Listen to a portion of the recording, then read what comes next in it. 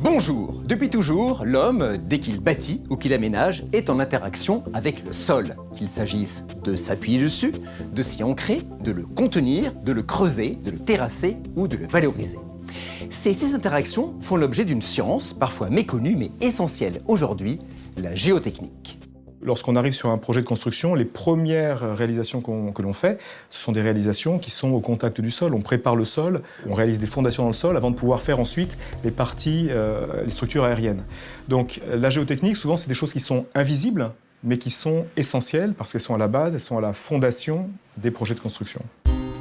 Parmi les principales techniques de la géotechnique, on peut citer les écrans de soutènement qui permettent de réaliser des excavations verticales et profondes. Ce sont notamment des parois moulées et des rideaux de pales planches. Les fondations profondes à l'aide de pieux ou barrettes qui transfèrent dans le sol le poids des bâtiments et ouvrages d'art. Les tirants d'ancrage qui clouent les structures dans le sol et stabilisent les excavations en s'ancrant dans un sol plus résistant.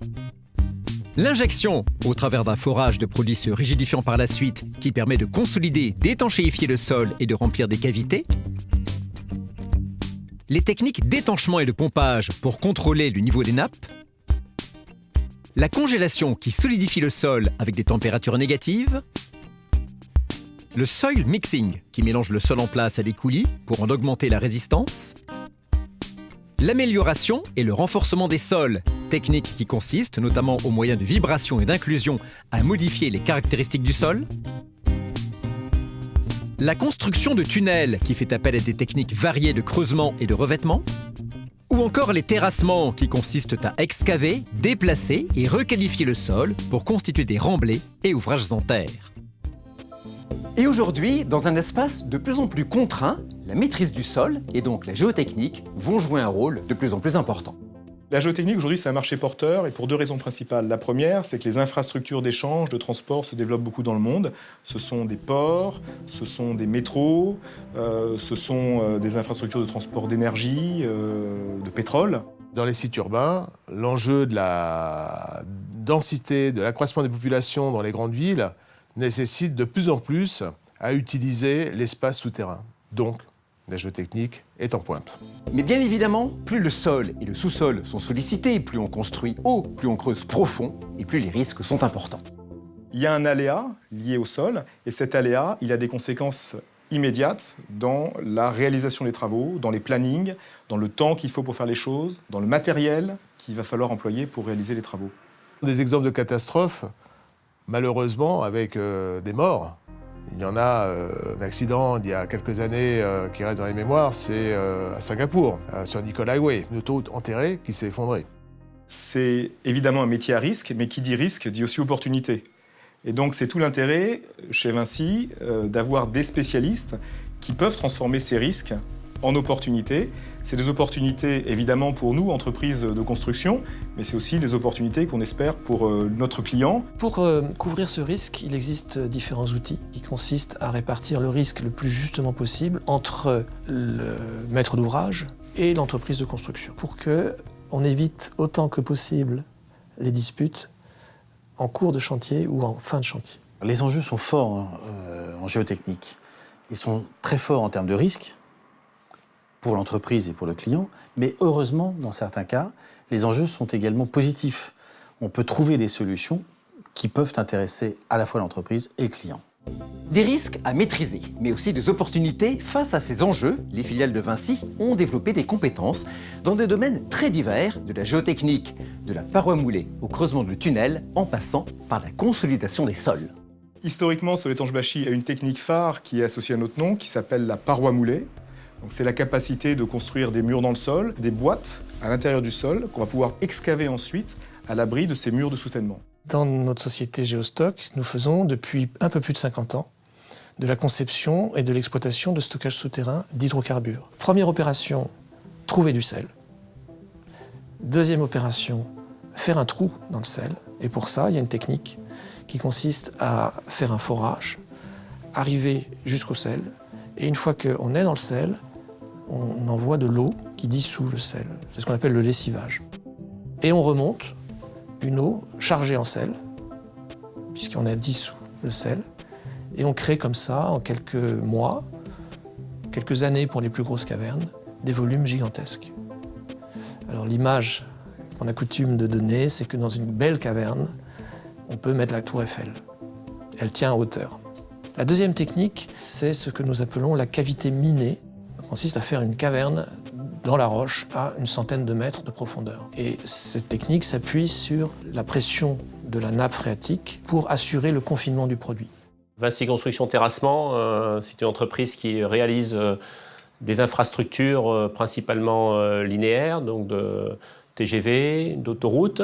Et l'objectif premier, c'est bien de réutiliser l'ensemble des matériaux qu'il y a sur le site et d'essayer de ne pas aller recréer en fin de compte de nouvelles ou chercher de nouvelles ressources extérieures avec des ouvertures de carrières ou des carrières existantes. Chez Sixsense, on déploie un certain nombre de technologies pour déterminer la nature du sol. Aujourd'hui, par exemple, nous avons une technologie qu'on appelle Systera.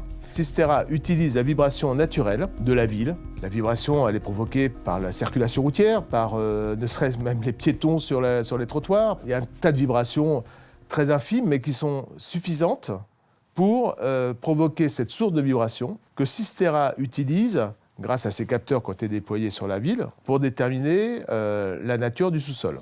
Cette expertise a permis à Vinci Construction de remporter des marchés emblématiques. La géotechnique, pour le groupe, c'est un véritable levier de croissance. Yamal est un des chantiers phares de Vinci, avec ses réservoirs cryogéniques à double paroi et ses fondations auto-rafraîchissantes. Mais au sein du groupe, il existe bien d'autres ouvrages majeurs. Alors chez Soletanche-Bachy, on a un certain nombre d'ouvrages dont on est particulièrement fiers. Il y a les fondations les plus profondes du monde, avec les tours Petronas de Kuala Lumpur.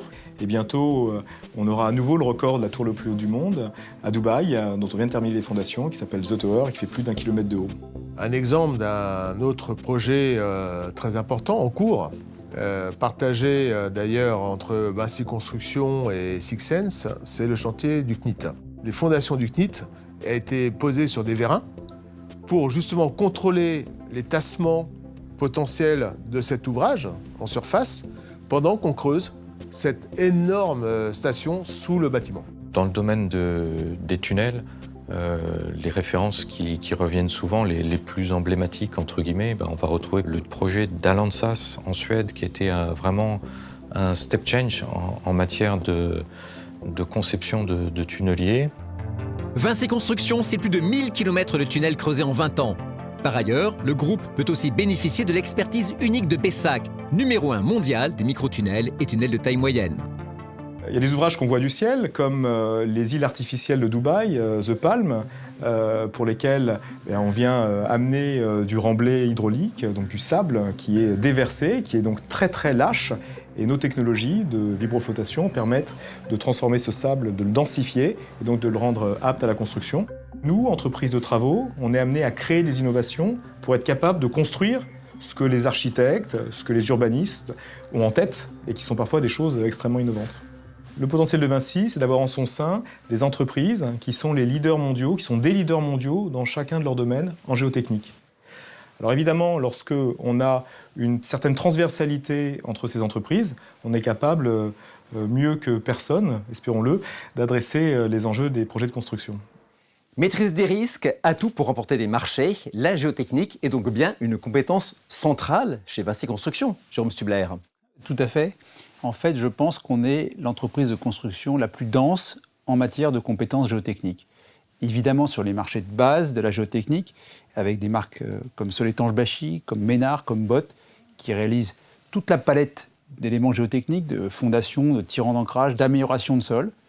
Et puis aussi dans des métiers où la géotechnique est centrale, même si ce n'est pas le métier de base, comme les métiers du terrassement, les métiers du creusement.